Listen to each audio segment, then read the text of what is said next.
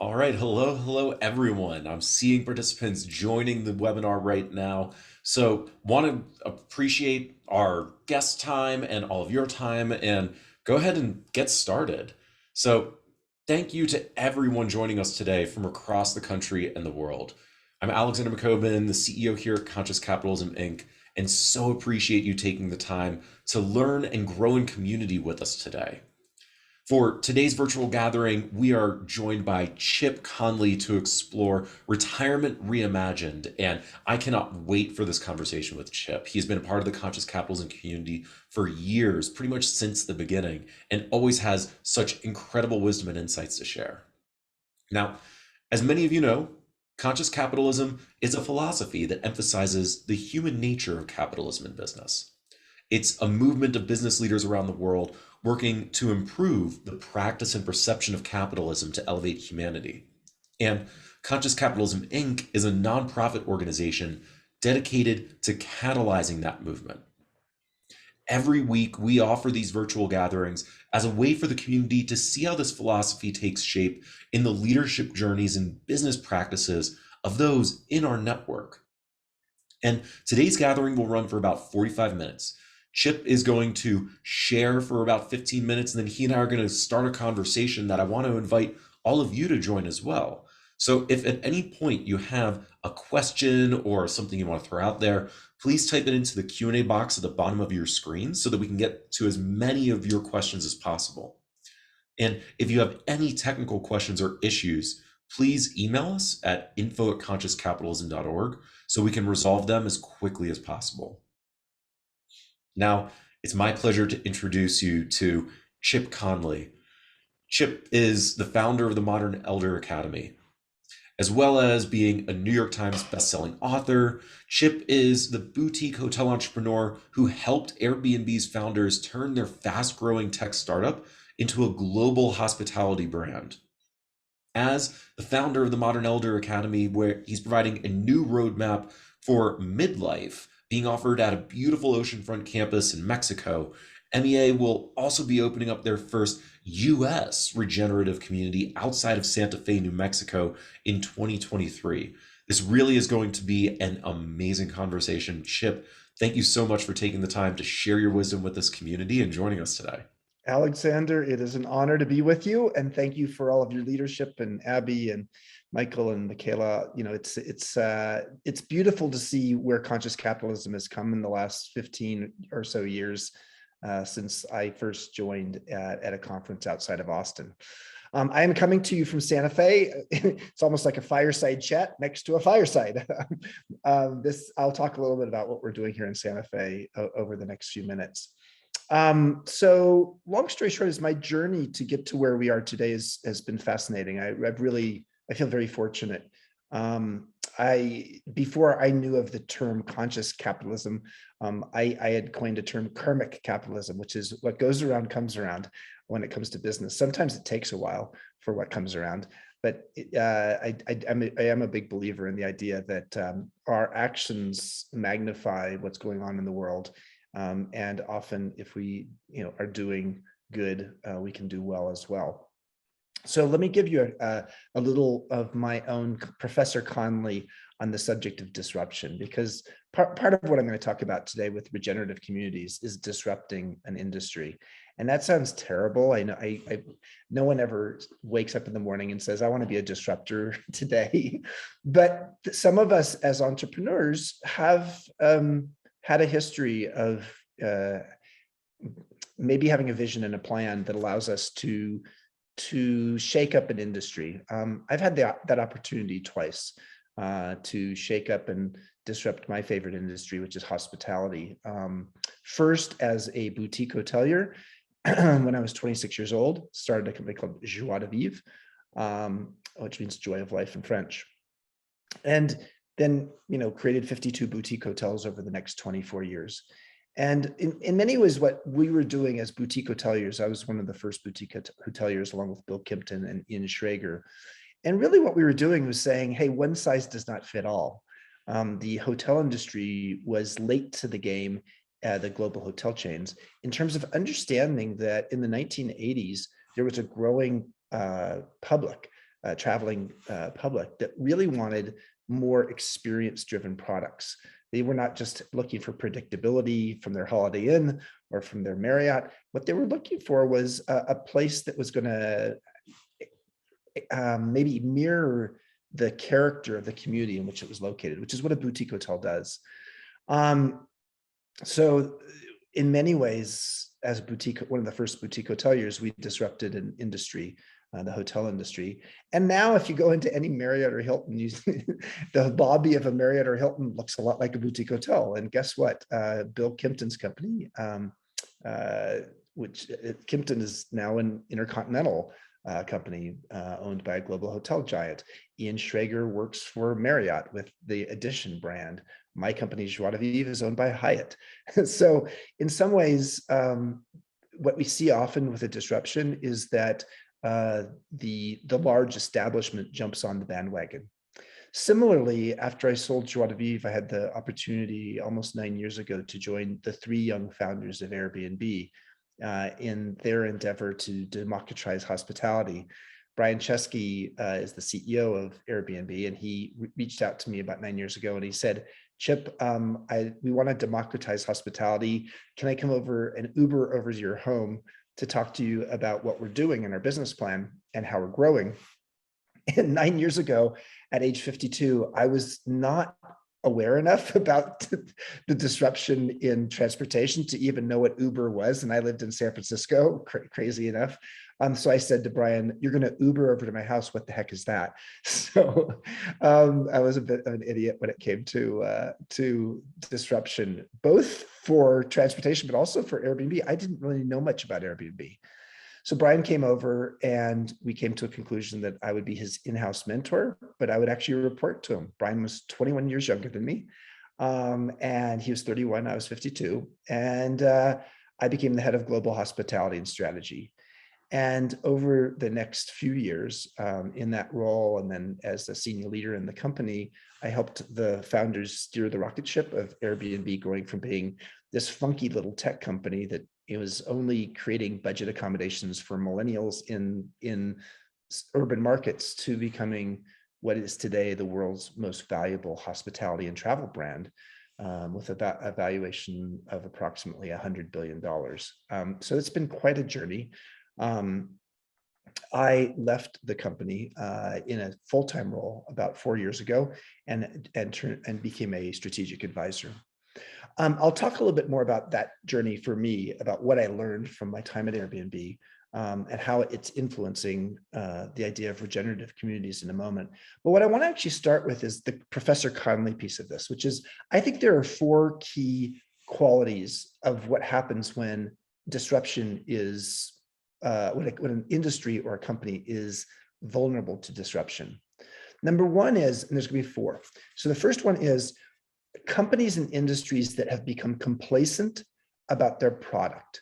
Now, of course, Airbnb disrupted the same industry that I disrupted when I was a boutique hotelier. And the hotel industry was somewhat complacent. They believed back in the boutique hotel era that people didn't want an experience. They wanted predictability. And in the Airbnb era, they believed that, that what people wanted was just a 2-night stay or a 4-night stay, but they didn't actually think about, who are the travelers who need longer stays and maybe want to stay in a home and have a more personalized experience. So complacency is a risk for companies that are not staying, hip to what's happening in the world. Secondly, most companies that are disrupted have no clue about the needs of this evolving set of customers. And that was so true with Airbnb. I was meeting with Arne Sorensen, who unfortunately has passed away, CEO of Marriott, about 8 years ago, and had some beautiful conversations with him, but he just did not understand this idea of home sharing, or what was called at that time alternative accommodations. And the good news for Arne and for Marriott was he was more aware than most of the CEOs of hotel companies. But one of the challenges with companies and industries that are disrupted is they just don't understand the evolving needs of customers. thirdly, another thing that disrupted companies find is that they don't take their new competition seriously. And I can tell you twice as the new competition, as a boutique hotelier, and then as the senior leader in Airbnb in charge of building relationships with the hospitality and travel industry. Yeah, they did not take us seriously. And then finally, I would say the last quality that is common around companies and industries that are disrupted is they don't really understand the essence or the differentiator of why they exist. So those four qualities, I think, are absolutely relevant to what I would call the retirement community or senior living community world. It is ready to be disrupted. But let me tell you before I get into that about what is a regenerative community and what we're doing to try to disrupt the senior living community. Let me tell you the path that took me to where I am today, and where MEA is.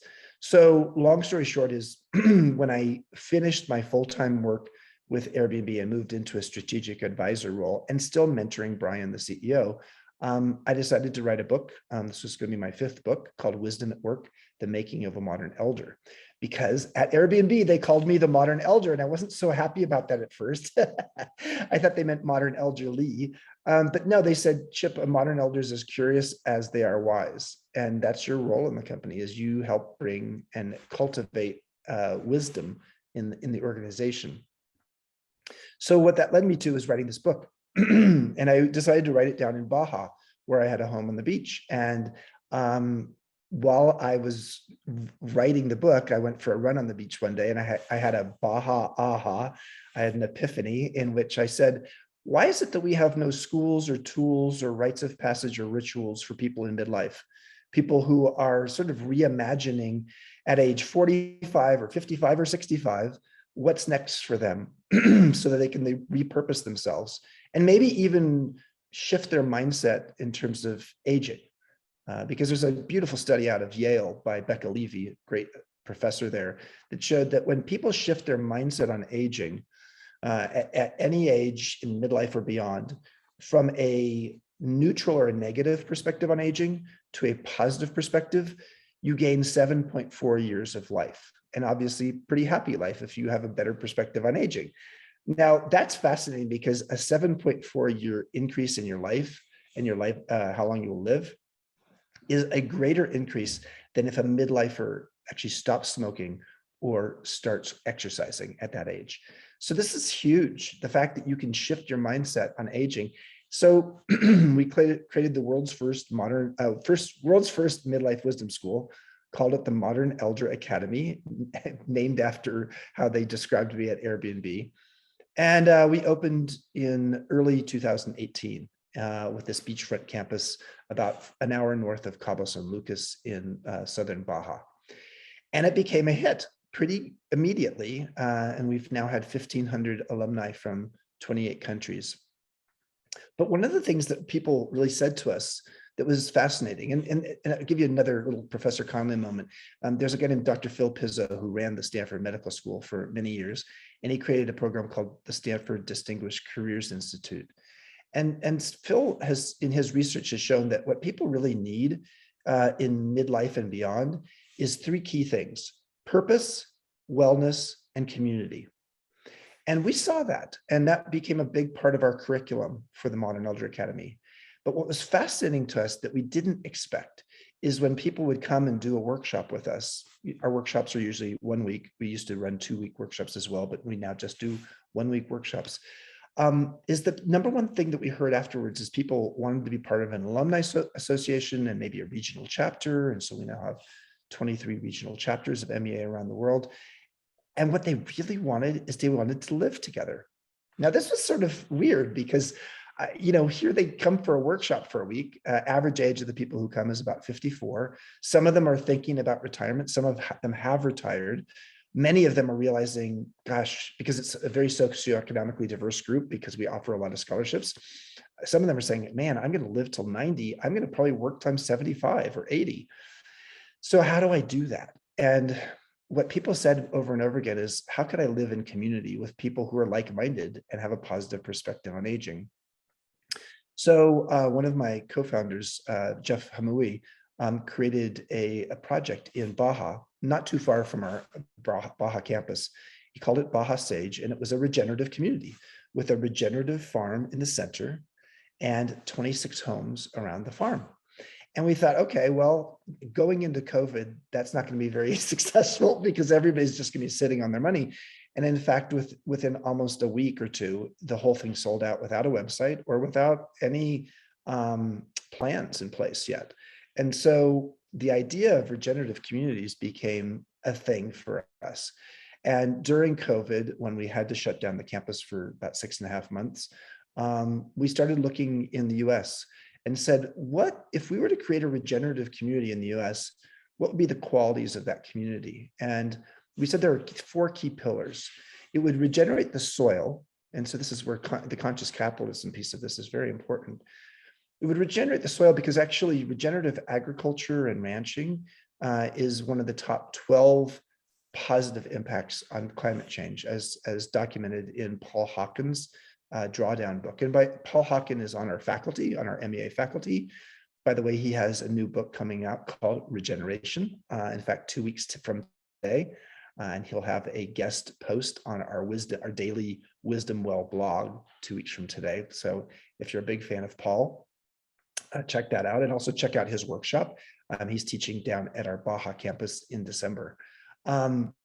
So regenerating the soil means using regenerative principles of farming and ranching, which help to actually restore the soil and help to create carbon sequestration within the soil. So that's the first pillar of what a regenerative community is. The second pillar is regenerate the soul. And that is creating programs and actually a place to live where people feel a sense of a restored soul, a sense of clarity of who they are. It's interesting, Carl Jung and Father Richard Rohr. Richard Rohr lives not too far from here where we are in Santa Fe, and Carl Jung, is a famous psychologist. They both said something almost exactly the same, which is that our primary operating system for the first half of our adult life, up until about midlife, is our ego. And it serves us well or it doesn't through our teen years and adolescence and all the way into adulthood. And yet then around midlife, what a lot of us don't realize is that our operating system is meant to shift from that ego place to our soul, and the new operating system that defines how we operate, the balance of our adult life is our soul. And so regenerating a soul is a really important thing for people in midlife and beyond. And we do that through our programs, but we'll also do that in our regenerative communities through things like potlucks, because sometimes people live in a community, but they don't even know their neighbors.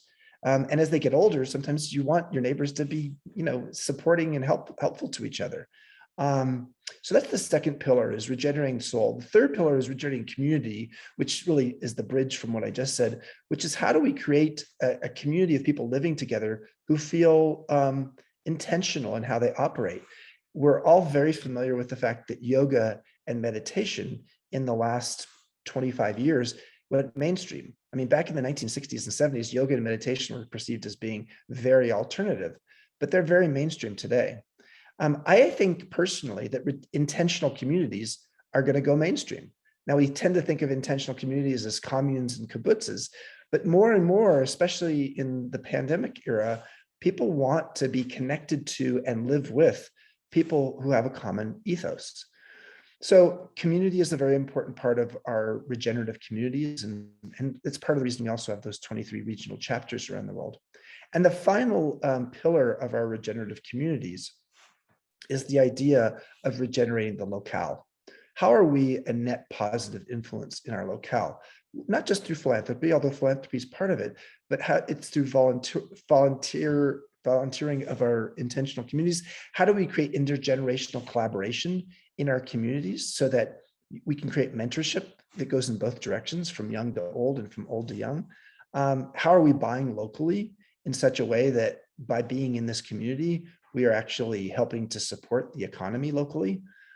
So this is the fourth piece of it, of the regenerative community. So what is a regenerative community? Well, often it's a ranch or it's a farm surrounded by some homes, and often with an academy campus. So where I'm sitting right now is where we have a 2,600 acre ranch just outside of Santa Fe in the Galisteo area called Saddleback Ranch. And we will have an academy with two campuses, two different workshops that can happen simultaneously, a clubhouse like where I am right now, as well as a place where people can live in homes. And that's what a regenerative community will be here. To sum up, before I go back to Alexander, so he might ask me some questions before we open it up to the rest of you, do you think that the retirement community world is ready to be disrupted? I do. And the reason I do is because when I talk to my friends now, I'm turning 61 next month. So I do have friends who are at an age where they're starting to wonder, where am I going to live in my 60s, 70s, 80s, and maybe beyond?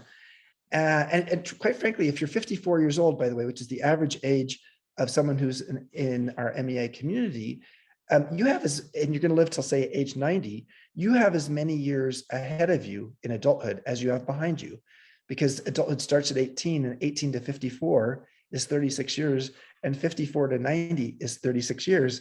So you're only halfway through your adulthood at age 54.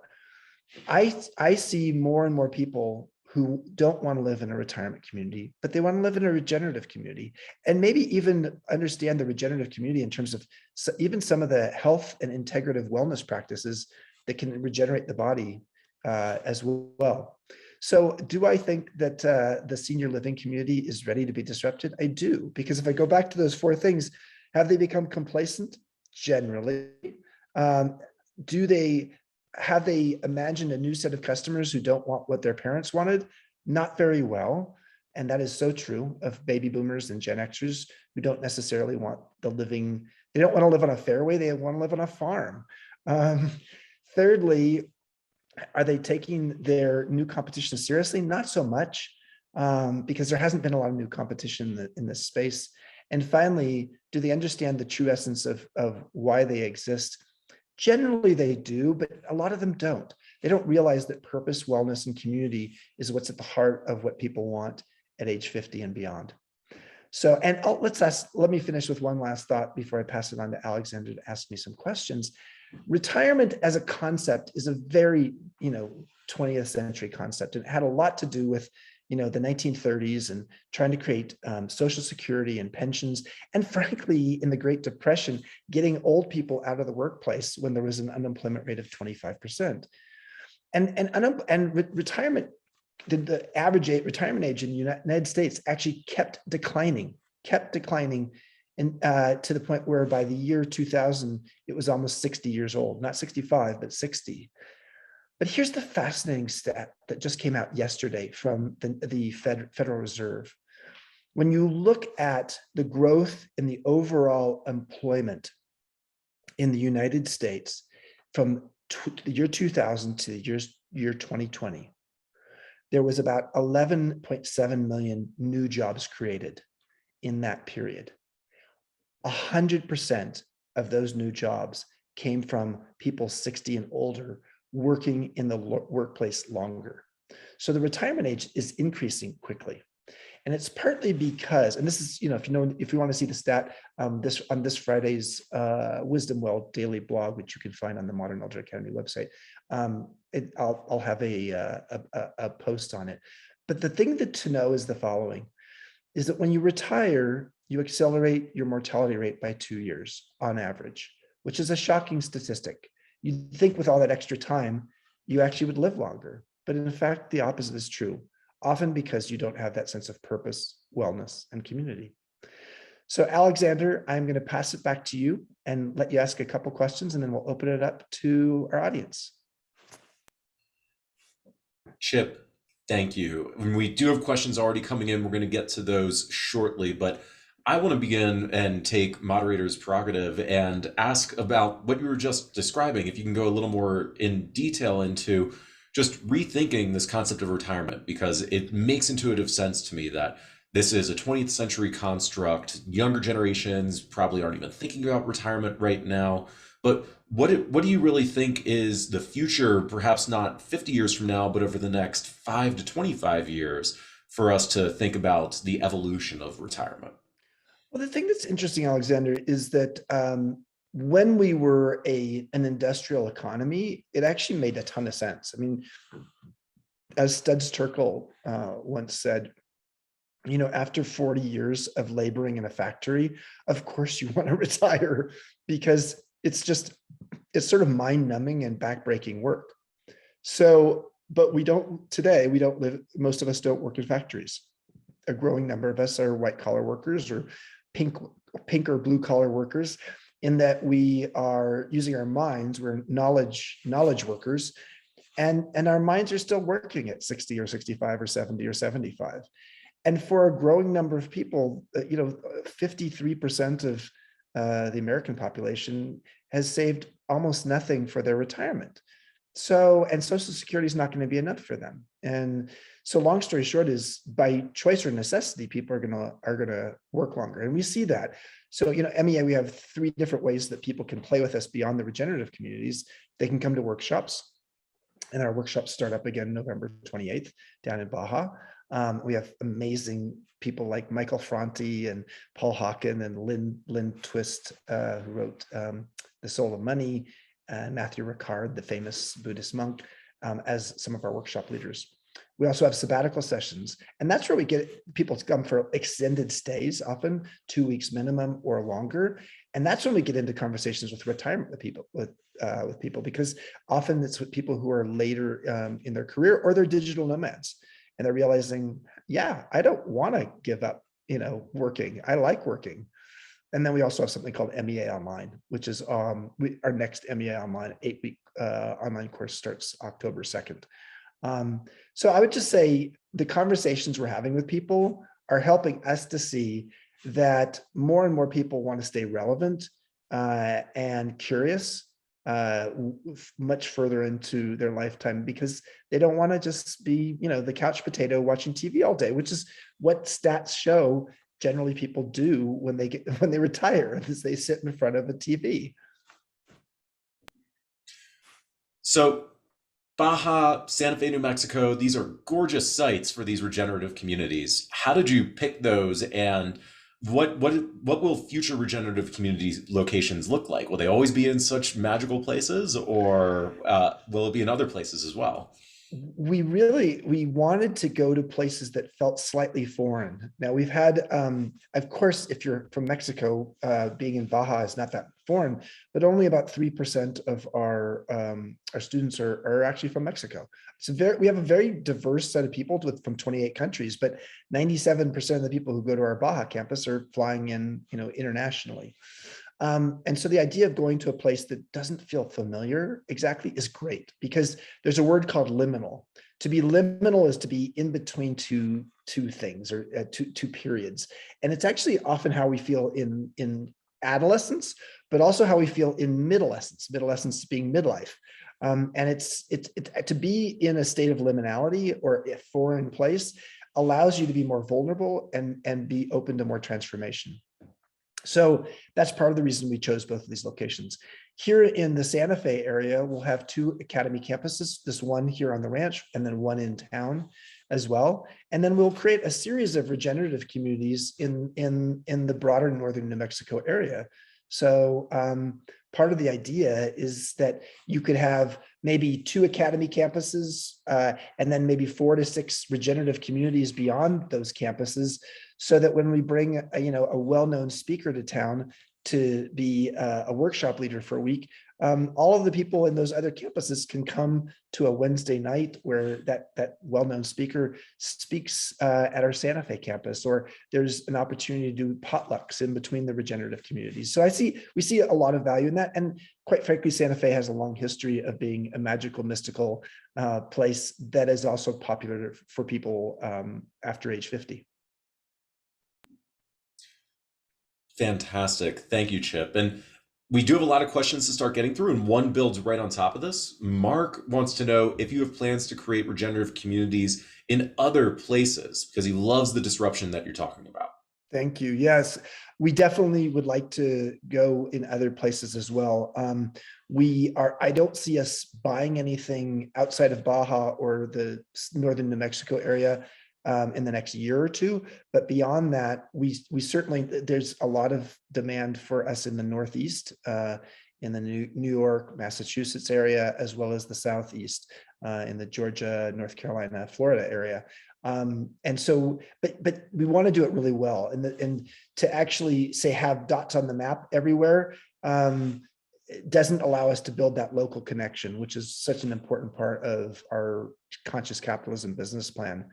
What I'd rather do is be a catalyst and a role model, have MEA be a catalyst and role model for other people who want to be disruptive in this space. So if people are fascinated by the idea of regenerative communities, instead of taking the traditional capitalist model of like, okay, well, we're not going to help you.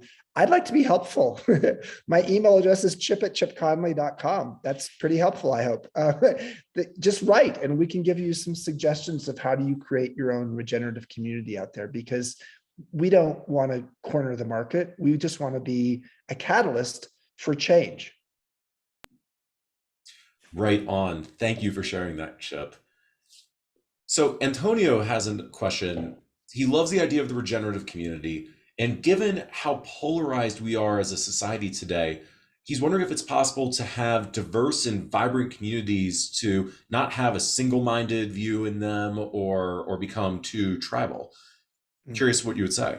It's a great question. Our experience to date has been pretty positive on this, because so with over half of our students who come to Baja being on some form of scholarship we give them, it's a really diverse collection of people, and including politically diverse.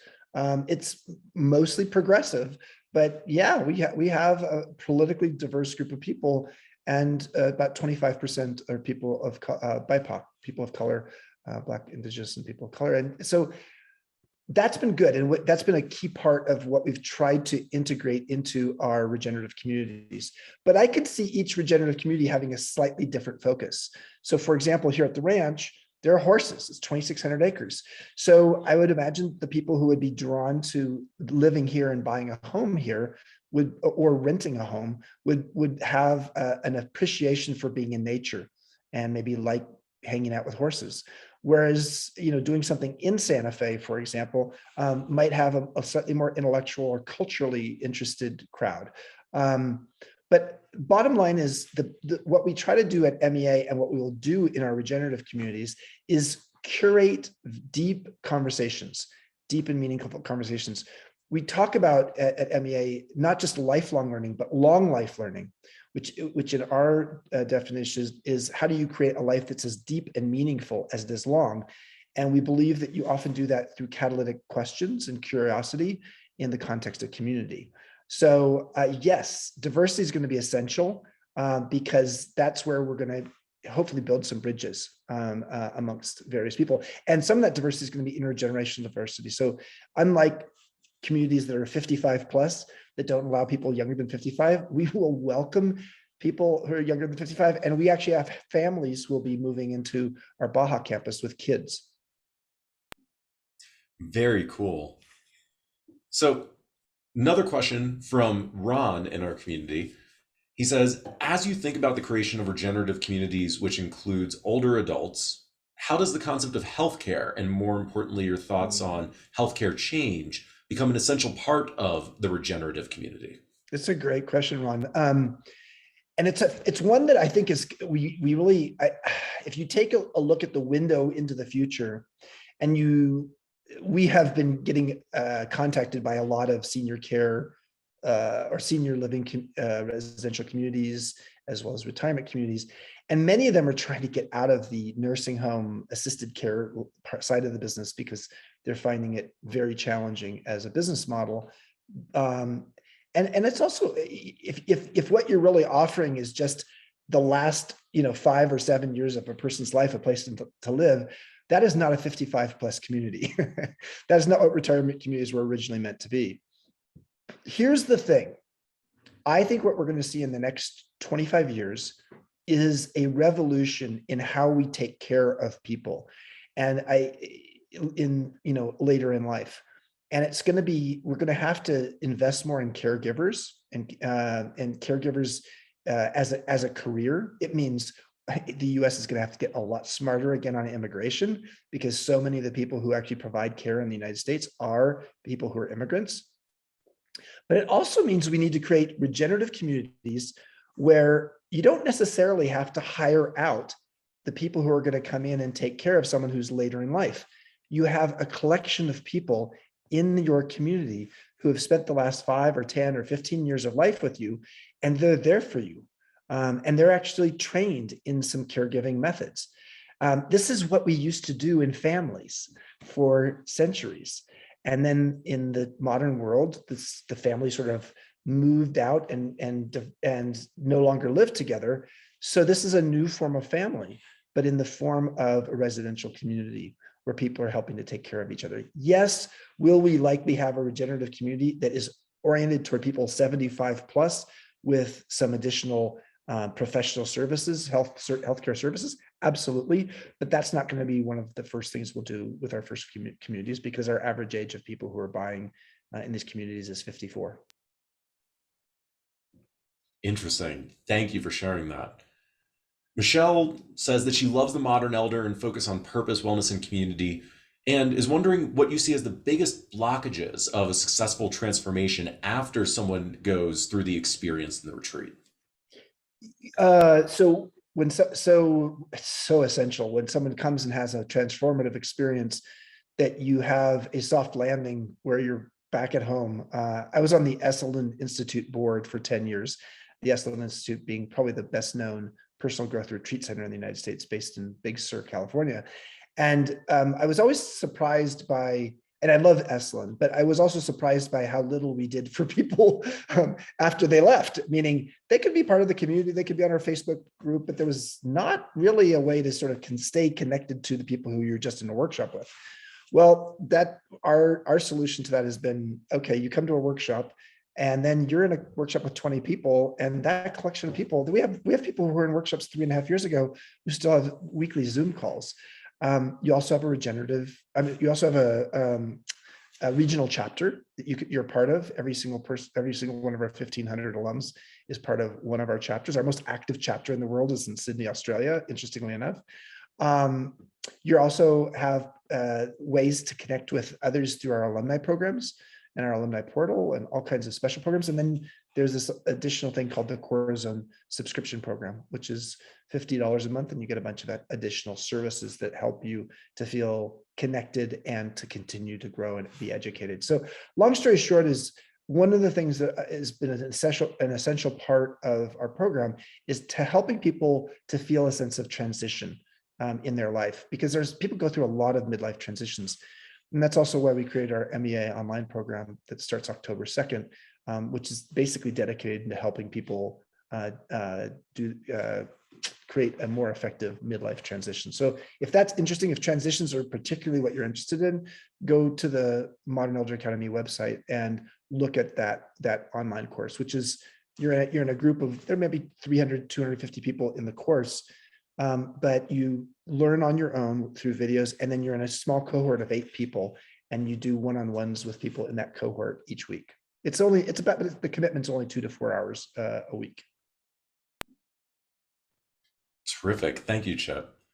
So we also have some MEA alums with us here. One of them, David, is really excited about the Santa Fe location, and he's read that New Mexico is in a drought and is wondering how you envision the regenerative community being built there, adapting to this, and perhaps contributing to the environment there. Great question, David.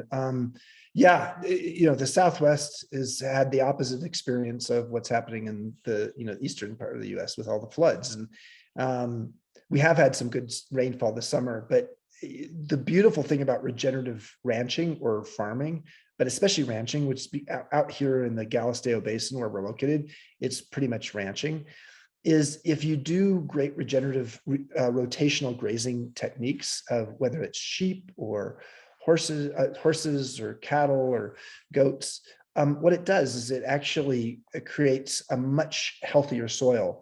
And so when you have these rainstorms, and of course New Mexico is famous for its sort of monsoon summer rainstorms, instead of the water all running off, it actually sinks into the soil. and it actually helps to restore the water table.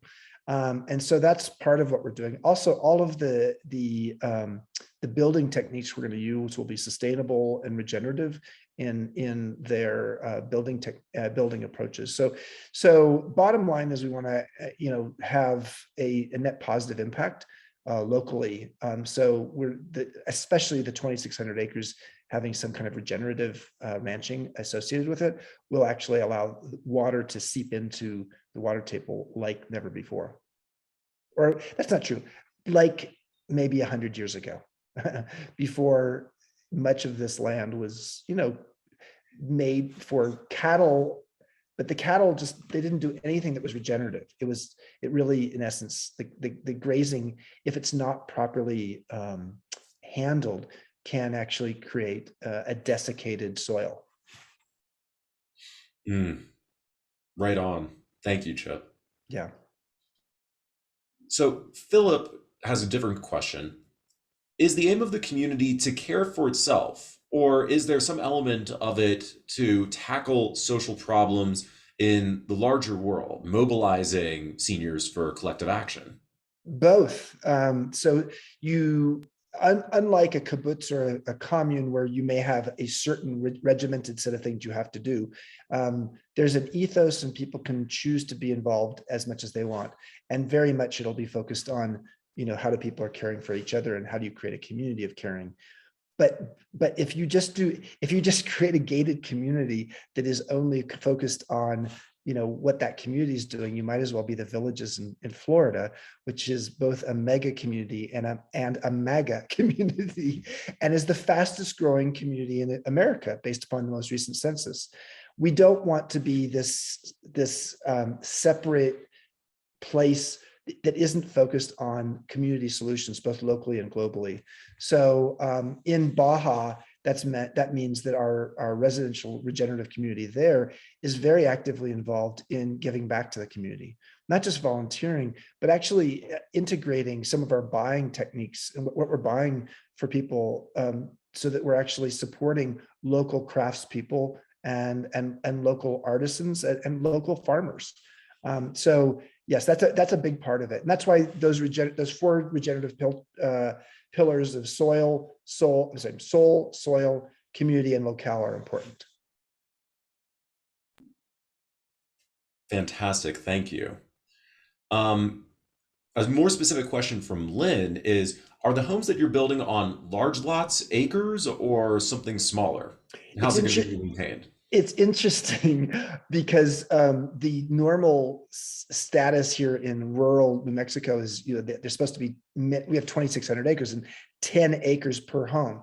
So we're petitioning the county to have more of a village-like setting, so that, yes, we'll have some homes that'll have large lots of land, but the idea is that you're in a village. And so it'll be, and price points, that are affordable up to a little bit more expensive, so with the average price being probably comparable to what you'll find in most of the neighboring area.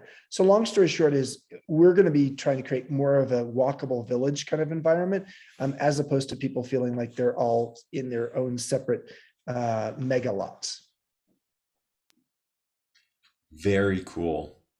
Chip, we're just about out of time. Yeah. Perfect. Thank you. So I was going to wanted say, to see if there was anything else that you wanted to share before we left. Yeah. I just could also say, keep congregating the building also allows us to build in a more regenerative and sustainable way, which it makes sense as well, as opposed to just having these little nodes out on the landscape.